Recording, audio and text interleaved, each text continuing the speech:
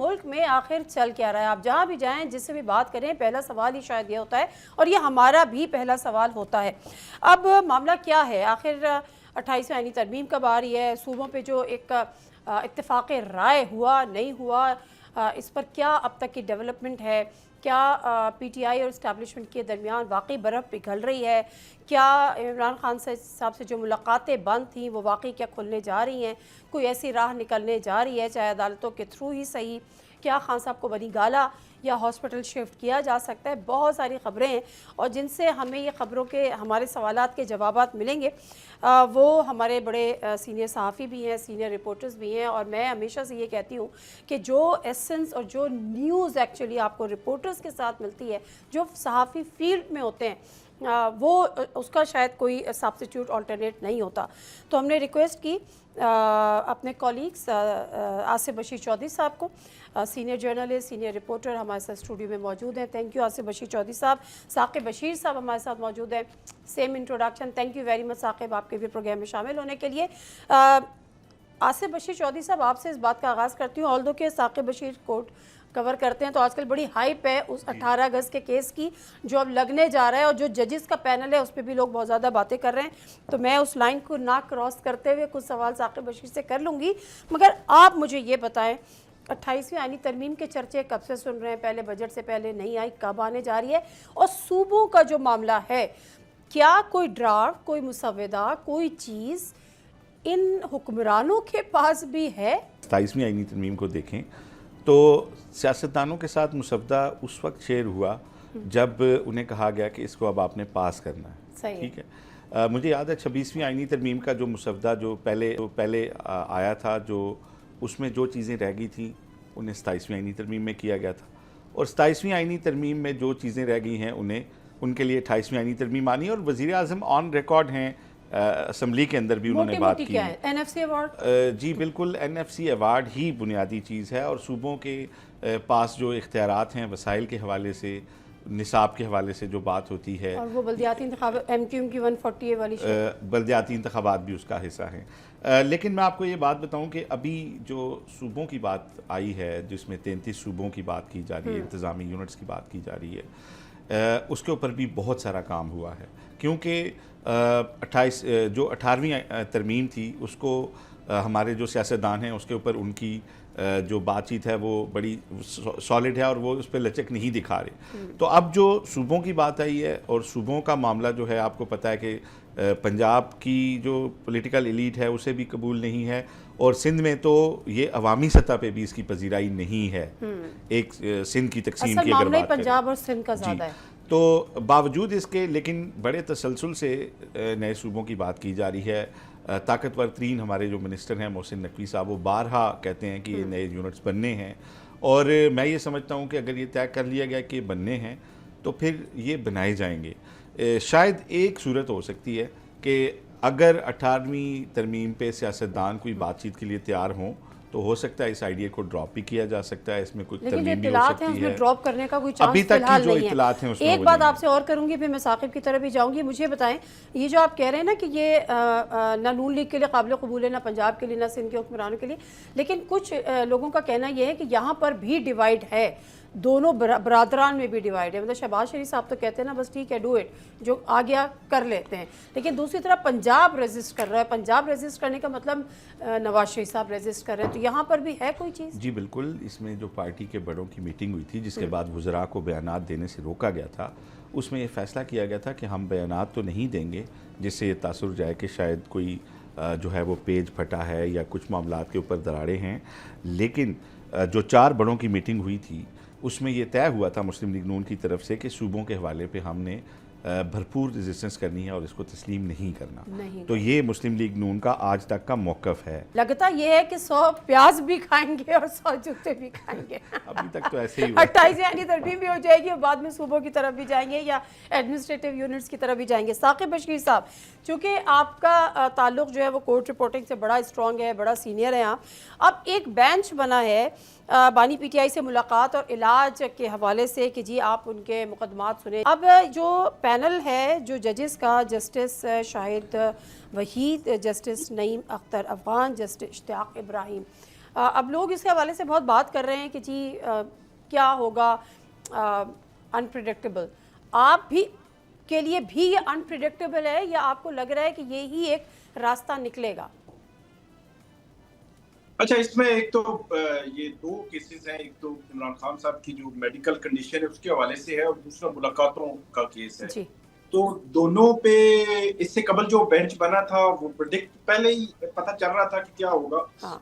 Unpredictable اس لحاظ سے کہہ رہے ہیں کہ مطلب انڈیپینڈنٹ ججز ہیں. ایک قیدی ہے، اس کی میڈیکل کنڈیشن ہے، اس کی میڈیکل ایمرجنسی ہے، سچویشن ایک ایسی ہے، اس کا رائٹ ہے، آئین میں لکھا ہوا ہے، جیل رولز میں لکھا ہوا ہے، کوئی دو رائے نہیں ہے. اس تک ذاتی معالج کی رسائی ضروری ہے. اس کو کیوں بیماری لگی، کب لگی، کیا رپورٹس کہتی ہیں، اس کی فیملی کو پتہ ہونا ہر صورت ضروری ہے. اس کی وجہ سمپل سی ہے، اللہ نہ کرے کل کوئی اس قیدی کے ساتھ کچھ ہو جاتا ہے، کچھ بہت بڑا ہو جاتا ہے، مطلب ایک تو ابھی تو آنکھ کا مسئلہ بنا ہے، بہت بڑا اس کی لائف کو تھریٹ ہو جاتا ہے، تو اس کی ذمہ داری کون لے گا؟ اس لیے کہ جو جیل رولز میں بھی لکھا ہوا ہے کہ اگر اس قسم کی سچویشن بننی ہے تو آپ نے ان کی امیڈیٹ فیملی کو بتانا ہے کہ ہم اس کا یہ علاج کرا رہے ہیں اور یہ ان کا ایشو جو ہے وہ بنا ہے. اچھا اور وہ اگر آپ نہیں بتائیں کہ نہیں بالکل ٹھیک ہے، آپ کی یہ بات بالکل ٹھیک ہے. اور مجھے تھوڑا میں پیچھے چلی گئی اور مجھے نواز شریف صاحب والا کیس یاد آیا کہ اس سے بھی یہی بات ہوتی تھی کہ اگر ان کو کچھ ہو گیا اللہ نہ کرے تو پھر اس کی ذمہ داری کون لے گا. اور پھر ڈیفینیٹلی ایک پروسیجر کے تھرو وہ 50 روپے کے اسٹیمپ پیپر پہ ملک سے چلے بھی. لیکن اس وقت اور اس وقت میں تھوڑا سا فرق ہے. ایک فرق تو یہ آیا عدالتی، میں بتاتا ہوں. اس وقت جسٹس اطہر من اللہ تھے، اس وقت کی حکومت پی ٹی آئی کی تھی. پی ٹی آئی کے وکیلوں سے انہوں نے روسٹرم پر کھڑے ہو کر جب یہ سوال ان کے سامنے رکھا تھا کہ کیا آپ جو سابق وزیر اعظم نواز شریف ہیں ان کی زندگی کی ضمانت دیتے ہیں، اگر ان کو کچھ ہو گیا تو آپ ذمہ دار ہوں گے، آپ ذمہ داری لیتے ہیں؟ تو اس وقت کی پی ٹی آئی کی جو وکیل تھے انہوں نے کہا جی ہم ذمہ داری تو نہیں لیتے، ہم علاج کے لیے کہہ سکتے ہیں. لیکن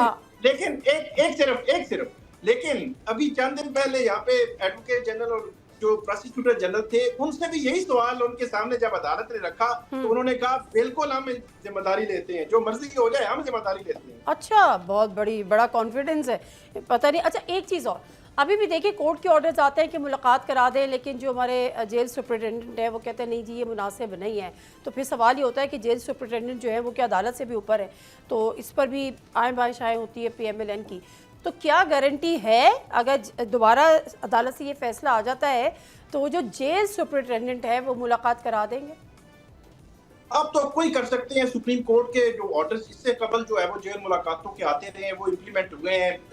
جو چیف جسٹس یحییٰ افریدی صاحب نے فرینڈ آف کورٹ بنا کر بھیجا تھا سلمان صفدر صاحب کو، وہ امپلیمنٹ ہوا.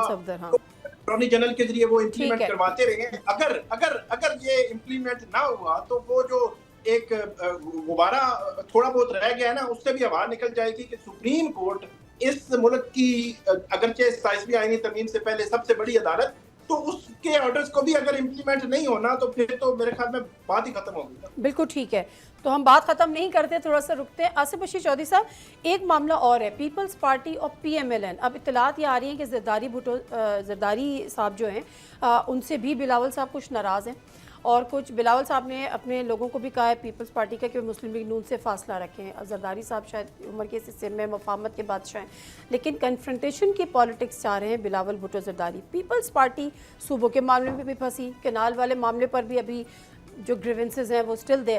کیا دیکھ رہے ہیں آپ؟ پیپلز پارٹی 28ویں آئینی ترمیم پہ ووٹ دے گی، مان جائے گی، کنفرنٹریشن کی پالیٹکس کرے گی، اتحاد سے نکلے گی، اپوزیشن میں بیٹھے گی، یا پی ٹی آئی کی طرف جو ہاتھ بڑھانے والی بات تھی وہ درست ثابت ہوگی؟ دیکھیں ویسے تو پاکستان پیپلز پارٹی عمر میں بھی بڑی جماعت ہے مسلم لیگ نون سے، اور پارلیمنٹیرینز بھی میں ان کے بڑے سیزن دیکھتا ہوں. لیکن ایک چیز بہرحال انہوں نے مسلم لیگ نون سے ضرور سیکھی ہے، اور وہ ہے گڈ کاپ بیڈ کاپ. بڑے میاں صاحب، چھوٹے میاں صاحب، اب وہ وہاں پہ کیا وہ کرتے ہیں کہ زرداری صاحب تو یہ چاہ رہے ہیں لیکن بلاول صاحب یہ چاہ رہے ہیں. تو یہ انہوں نے ایک سیکھا ہے کہ آپ نے جب نرو کی لڑائی ہونی ہے تو ایک صاحب گھوڑا جو ہے وہ شمال کو دوڑائیں گے اور دوسرے صاحب پھر اس کو جنوب کو دوڑائیں گے، اور اینڈ پہ وہ ہوتا کیا ہے کہ پرانی تنخواہ پہ سارے بڑے میاں صاحب، چھوٹے میاں صاحب، بڑے زرداری صاحب، چھوٹے زرداری صاحب اینڈ پہ اسی پرانی تنخواہ پہ کام کرنا شروع کر دیتے ہیں. ہم نے دیکھا یہی آج تک. باتیں تو بہت ہوتی ہیں. اب دیکھیں اسی ہائیبرڈ نظام کے اندر دونوں سیاسی جماعتیں جو ہیں وہ کام کر رہی ہیں. پاکستان پیپلز پارٹی کو اس سے پہلے میسیج دیا گیا 169 کی سادہ اکثریت نون لیگ کو دے کے مائنس پیپلز پارٹی کہ آپ کے بغیر بھی سسٹم چلتا رہے گا. اب پیپلز پارٹی یہ کینالز کے ایشو کے اوپر میں بات کر رہا ہوں. 169 ضمنی الیکشن میں جب 6 نشستوں پہ جو رزلٹ آئے اس کے بعد مسلم لیگ نون کو سادہ اکثریت جو ہے وہ پیپلز پارٹی کے بغیر بھی مل چکی ہے ایوان میں قومی اسمبلی. اب آپ آگے آ جائیں. اب جو بات ہو رہی ہے صوبوں کی, کیونکہ زیادہ ریزسٹنس اور این ایف سی کا زیادہ ایشو تو سندھ کا ہے, تو 140 کا بھی سندھ کا ہی ہے. ابھی تو ہم نے اس بجٹ میں تو دیکھیں صوبوں نے اپنی طرف سے فنڈ دے کے اس معاملے کو ٹال دیا تھا. اب جو صوبوں کی بات ہو رہی ہے کہ بھائی اس طرح یہ معاملہ نہیں چلے گا, آپ نے ہمیں پیسے دینے ہیں, صوبوں سے ہم نے پیسے لینے ہیں. اب اگر آپ 4 یونٹس نہیں دیتے تو پھر ہم نئے یونٹس بنائیں گے اور کمزور یونٹس ہوں گے تو فیڈرل مضبوط ہوگا اور اپنی مرضی کرے گا. بالکل صحیح ہے. اور اگر یہ نیت ہوئی تو انفارچونیٹلی یہ ڈیزاسٹر ہوگا اس ملک کے ساتھ, کیونکہ میں ذاتی طور پہ اگر اس صوبوں کے معاملے کو بہتر سمجھتا ہوں تو اس نیت کے تحت سمجھتا ہوں کہ ہمیں یہ واحد تقسیم ہے جس میں لسانی ٹچ نظر نہیں آتا, نسلی ٹچ نظر نہیں آتا, ٹھیک ہے, اور اس میں کوئی مظلومیت کا پرچار نہیں ہوتا کہ فلاں قوم کو کم مل گیا اور فلاں کا گیا, بلکہ زیادہ اپرچونٹیز ہوں گی. لیکن اگر ان یونٹس کو آپ کو 2-3 سال تک فنڈز دے کے ان کو آپ کو بیکنگ دینی ہوگی, ان کو آپ نے چلانا ہوگا فیڈرل کو, اور اگر فیڈرل کا پلان یہ ہو کہ ان سے ہم نے فنڈ کھا جانے ہیں تو پھر تو چلیں دیکھتے ہیں کیا روڈ میپ آتا کیا ہے جب بلی تھیلے سے باہر آتی ہے. ثاقب بشیر یہ بتائیں کہ کچھ خفیہ ملاقاتوں کی باتیں چل رہی ہیں کہ عمران خان صاحب بے شک جیل میں ہیں, قید تنہائی کاٹ رہے ہیں, واٹ ایور. سلیم ماڈوی والا نے کہا کہ بیرسٹر گوہر کی ملاقات ہو گئی, وہ تو شاید ہاسپٹل میں ہوئی. حفیظ اللہ نیازی صاحب کل میرے پروگرام میں تھے, وہ کہہ رہے تھے کہ ملاقاتیں ہو رہی ہیں اور قوی امکان ہے کہ سہیل آفریدی صاحب بھی ان سے ملاقات ہوئی. آپ کے پاس کچھ اطلاعات ہیں کہ خان صاحب سے کسی کی ملاقاتیں ہوئی ہیں اس دوران جو بتائی نہیں جا رہی؟ کوئی ملاقات کی اطلاع نہیں ہے, کسی ملاقات کی بھی اطلاع نہیں ہے. اور جو لوگ جو دعویٰ کر رہے ہیں ڈیفینیٹلی ان کو پھر اپنا کلیم جو ہے وہ ثابت کرنا چاہیے. اگر کوئی سہیل آفریدی کا کہتا ہے, کوئی XYZ کا کہتا ہے, یہ بات خبر آئی تھی, گارجین کی خبر آئی تھی کہ عمران خان صاحب ممکنہ طور پر جو ہے وہ میڈیکل گراؤنڈ پر رہا ہو سکتے ہیں. یہ گارجین کی خبر تھی پچھلے دنوں جو برطانوی اخبار ہے. تو اس قسم کی خبریں تو آ رہی ہیں, لیکن آپ کہیں ملاقات, ایک ہی ملاقات جو ہے وہ مجھے جہاں تک یاد پڑتا ہے جو خفیہ ملاقاتوں میں, وہ 24 نومبر کو جب پی ٹی آئی کا احتجاج آیا تھا یہاں پہ 2024 وہ تو ہاں وہ تو پرانی. اچھا ایک آخری بات, یہ جو ایس اکبر بابر سے جو میسیجنگ ہوئی کہ جی نکلیں گے تو وہاں پہنچیں گے, خان صاحب نے پیغام بھیجا, اس میں کتنی صداقت ہے؟ میں نے ایک پریس بابر صاحب کو انٹرویو بھی کیا اور انہوں نے یہ بات ہمیں آن کیمرہ تک میسیجنگ ہوئی ہے. جی انہوں نے آن کیمرہ اس بات کو لیکن کس نے پہنچائی ان تک یہ خبر؟ انہوں نے کہا کیونکہ وہ ایک جو دیرینہ ساتھی ہیں جو آج بھی پی ٹی آئی کا حصہ ہیں, وہ جیل میں تھے, تو ان کی خان صاحب سے تفصیلی بات چیت ہوئی. تو خان صاحب نے 2-3 جو باتیں اس میں بڑی کی تھیں. ایک یہ کی کہ یہ بات درست ہے کہ اکبر ایس بابر جو تھے ان کا موقف صحیح تھا, اور جب تک اکبر میرے ساتھ رہا اس نے مجھے سنبھال کے رکھا, ان لوگوں نے مجھے بیچ دیا. یہ ان کے ورڈ. انہوں نے اسی بندے کو کہا کہ میں اکبر ایس بابر کو کہیے گا کہ میں جب بھی جیل سے جاؤں گا میں سب سے پہلے آپ کے گھر آؤں. چلیں یہ بہت بڑی خبر ہے جس کو آپ ساتھ جو بات انہوں نے جو بات اہم کی وہ یہ کی کہ ان سے کہیں کہ پارٹی کے جتنے ناراض لوگ ہیں ان کو اکٹھا کریں, کیونکہ جو وہ لوگ جو مجھے چھوڑ کے گئے تھے وہ نظریاتی لوگ تھے, ان کی میری پارٹی کے ساتھ کمٹمنٹ تھی, اور میں ان لوگوں کی کمی محسوس کرتا ہوں اور میں سمجھتا ہوں کہ وہ میری جماعت ہے. سبسکرائب کریں اور بیل دبائیں تاکہ کوئی خبر رہ نہ جائے.